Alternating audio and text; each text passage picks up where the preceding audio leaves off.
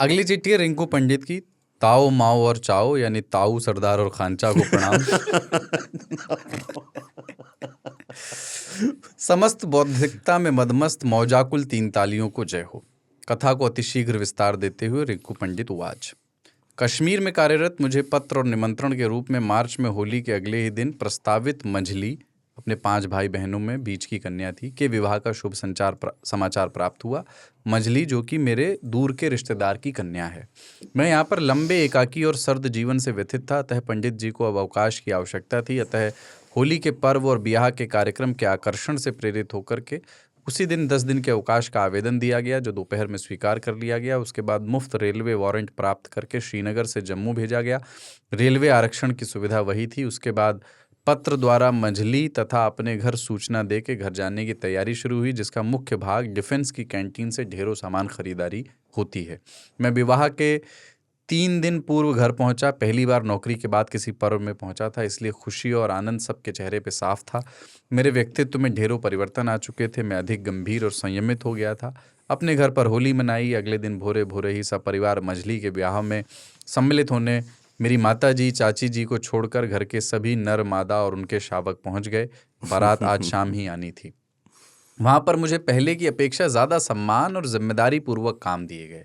मैं भी मंझली के विवाह में उनके भाइयों के साथ विवाह पूर्व ढेरों कार्य करने, इधर उधर भागने व्यवस्थाओं में लग गया। इस बीच हंसी मजाक, आनंद, रास, रंग, भोजन होता रहा।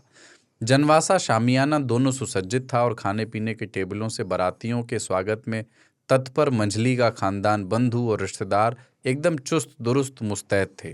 कभी आवाज़ आती, अरे होने पानी पहुँचाओ सरे, और कभी अरे कॉफ़ी के ट्रे ना चाहिए। कभी गुलाब जामुन 2 की जगह 3 जगह लगवा दे रिंकू। कभी अरे बारात में आइल मेहरारू और लड़की के शामियाना से लड़कों को बाहर निकालो। कार्यक्रम अपने चरम पर था। वहाँ एकदम युद्ध जैसा माहौल। लड़की वालों के लिए किसी भी चूक की गुंजाइश नहीं। यहीं मैं बारात में आई लड़कियों के खान पान का मुख्य और एकमात्र पुरुष आधिकारिक तौर पर नियुक्त था। अतः मैं अपनी पोस्ट पर एकदम चैतन्य होकर के सेवा दे रहा था, परंतु कुछ विशेष चेहरे मेरे विशेष सेवा को प्राप्त कर रहे थे। उन्हें पर्सनल केयर के दायरे में ले लिया गया था। वो नव तरुणी और मोहक। खाना पीना खत्म होते होते हम अपने पुरुष प्रजाति के नैसर्गिक अभीष्ट की अर्थात किसी कन्या को प्रभावित करने के कार्य से कुछ ही फासले पर खड़े थे।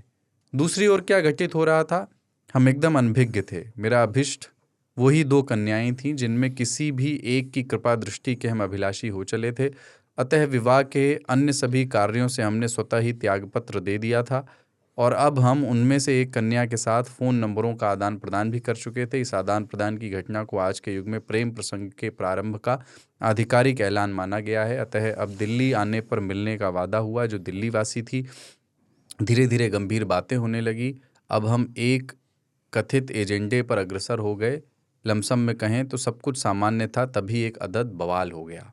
बारात के एक 25 वर्षीय बालक ने घर वाले एक लड़के से किसी सेवा में कमी का दोषी पाया गया और बीभत्स और अशोभनीय गालियों से सुशोभित कर दिया गया। अतः अतिथि देवो भव की प्रथा अनुसार तत्काल कन्या पक्ष के लड़कों ने उन्हें पटक पटक के उनका पूर्ण पनही पूजन कर दिया।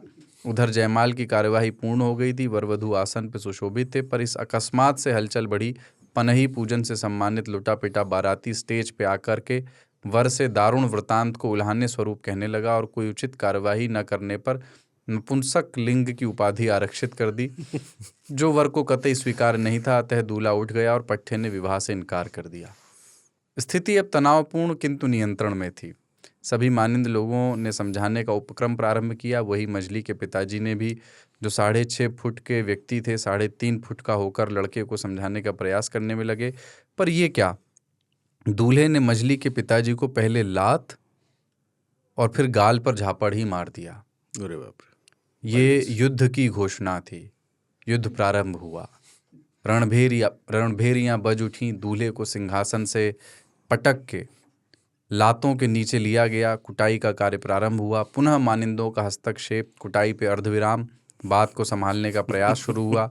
मैं अभी बंदर की तरफ फंसा हुआ था, अतः मैं अभी भी अपनी अभीष्ट कन्या और नई बनी प्रेमिका को और अधिक प्रभावित करने में लगा हुआ था और कन्या से बातों में व्यस्त था, जबकि टेक्निकली अब सब खत्म हो जाना था।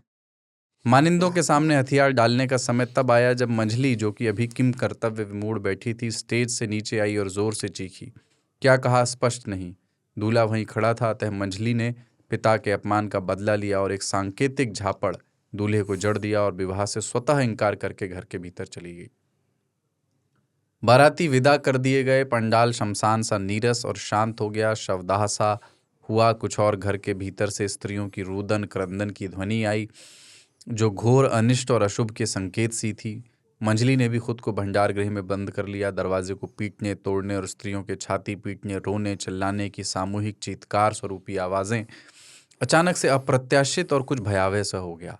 मंझली अब भंडार में बंद थी और किसी अनहोनी का संकेत दे रही थी। मैंने तत्परता दिखाई और लोहे के सब्बर से बेतहासा पागलों सा प्रहार कर खिड़की को ध्वस्त कर भंडार गृह में प्रवेश किया और अंदर का दृश्य भयावह, वीभत्स, भयानक था।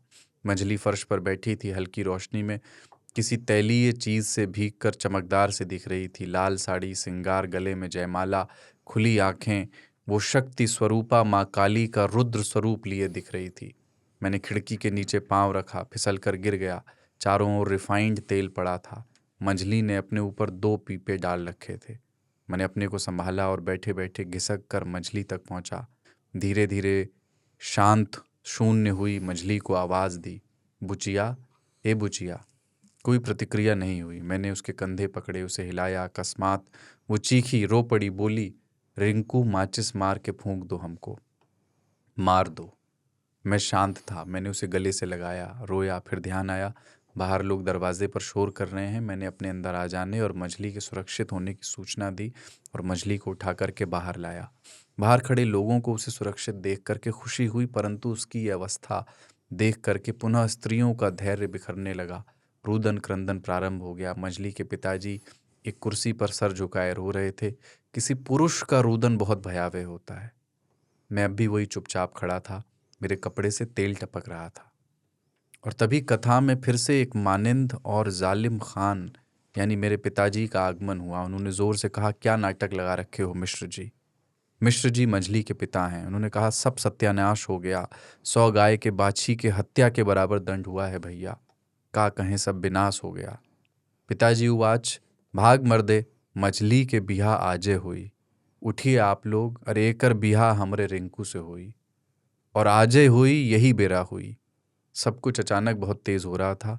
मैं अब भी बंदर ही था, अतः तटस्थ। माहौल बदल गया। आनन फानल में मंझली को नहलाया जाने लगा। शोर शराबा बढ़ गया। चेहरों पे मुस्कानें आने लगी। मेरे अनुज भ्राता घर की ओर भागे। रात्रि के 2 बजने वाले थे। मंगल गीत और गाली फिर से गाई जाने लगी।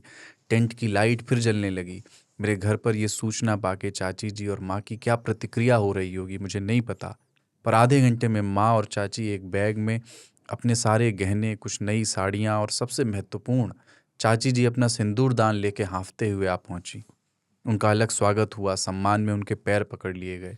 मेरी माँ, चाची और उनकी बेटियों ने मंझली को पुनः दुल्हन बनाने में निजी भागीदारी की। मंझली को बेमेल गहने पहनाए गए।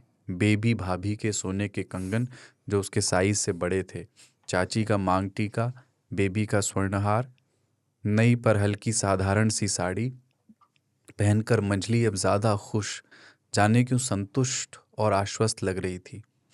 जो कुछ हुआ अब उसका किसी को न ख्याल, न चिंता, न ध्यान रह गया था, जबकि सब कुछ 1-2 घंटे पूर्व ही तो हुआ था। सुबह 4 बजे मेरा और मंझली का विवाह संपन्न हो गया। मैं आज अपनी पत्नी की तमाम खूबियों को समझूं या ना समझूं, लेकिन जो झापड़ उसने दूल्हे को मारा था उस पर मैं और दोनों परिवार बहुत गर्व करते हैं। वो झापड़ पुरुषवादी नृशंस समाज पर विरोध का झापड़ था। सुबह जब दुल्हन समेत हम गांव पहुंचे तो वहां एक अलग ही कोलाहल। हजारों लोग जमा हो चुके थे। कोई कहता कि रिंकुआ जम्मू से पंजाबी भगा लाया, कोई कहता मियाइन भगा लाया, परंतु थोड़ी देर में लोगों को सत्य पता लगने लगा। फिर क्या, घर पर दुल्हन की मुंह दिखाई, मिठाई का वितरण, नेग की देनदारी और तकादे सब आरंभ हुए। शाम को सत्यनारायण भगवान की कथा और 2 दिन बाद प्रीति भोज के साथ इस अलबेले विवाह का समापन हुआ। मुझे आशा नहीं कि इतना बड़ा पत्र जगह पा जाएगा, पर मुझे संतोष होगा अगर इसे पढ़ा जाए। उसका पठन समाज की सभी मंझलियों को ऐसी परिस्थिति में प्रतिकार करने का साहस देगा। इस नीरस हास्यहीन कथा के लिए सभी 3 तालियों से माफ़ी, पर यह वादा कि अगला पत्र हास्य का परमाणु बम होगा और आग के नागासाकी को सूखा कर देगा। मेरे जालिम पिता के तुल्य आदरणीय ताऊ, भाई सरदार और खानचा को चरण वंदन। 3 तालियों को अभिनंदन। प्रेम भार, आपका प्रिय मंझली का मंझला, रिंकू पंडित। रिंकू भाई कमाल कर दिया यार, इमोशनल कर दिया पूरा एकदम। खत लंबा बहुत था लेकिन गजब लिखा आपने। और यार आप बहुत लकी आदमी हो। वाह, बहुत कम लोगों के जीवन में ऐसा इवेंट होता है बिल्कुल जो डिफाइनिंग होता है। बहुत लोगों की पूरी जिंदगी कट जाती है, या तो लग्जरी में या गरीबी में या सामान्य रूप से, बट दिस इज अनफॉरगेटेबल। नहीं, क्या वर्णन किया है आपने। बिल्कुल। क्या घटित हुआ और कैसे वर्णित किया। और हम बहुत, क्या बोले, मुस्कान जो है तिरती जा रही थी कि अचानक टर्न ले ली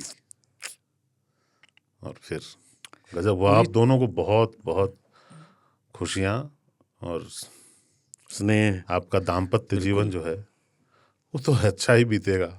ऐसे 2 लोग हैं, मतलब दोनों साहस के प्रतीक हैं। बिल्कुल सर। रिंकू पूरी कहाँ सोच चिट्ठी रहे में ना थे। देखिए, अरे आप तो धन्य हो गए गुरु रिंकू भाई।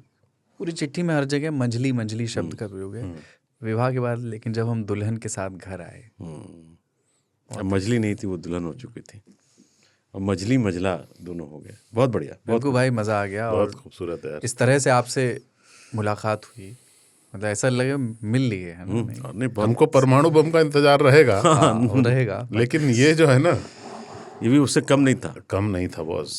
सुखा दी एकदम मार के। अब कोई चिट्ठी नहीं पढ़ूंगा इसके बाद में, अब नहीं पढ़ूंगा। हाँ, आई थिंक बहुत लंबा भी हो आज की चिट्ठी हो गई ये। हिरोशिमा में तो गिर गया है। आज का हो गया। बहुत ही, मैं बीच में एक जगह मुझे लगा पॉज लेना पड़ेगा। वो जो मिट्टी तेल वाला था बहुत ना। ही मिट्टी तेल नहीं, मतलब रिफाइंड तेल। रिंकू भाई आगे भी लिखिए और कभी इस तरफ आएँ तो मिलेंगे। चिट्ठियाँ लिखने का पता है radio@aajtak.com, radio@aajtak.com। कभी कभी मुझे ताऊ सही में ऐसे दिनों में लगता है कि ये दरअसल चिट्ठियों का ही पॉडकास्ट है। हाँ, हम भी उतना ये ही- हमारा बस, हम कुछ देखो एक्ट जो है ना वो चिट्ठियां हैं। हाँ, हम तो वार्म अप एक्ट हैं। यस।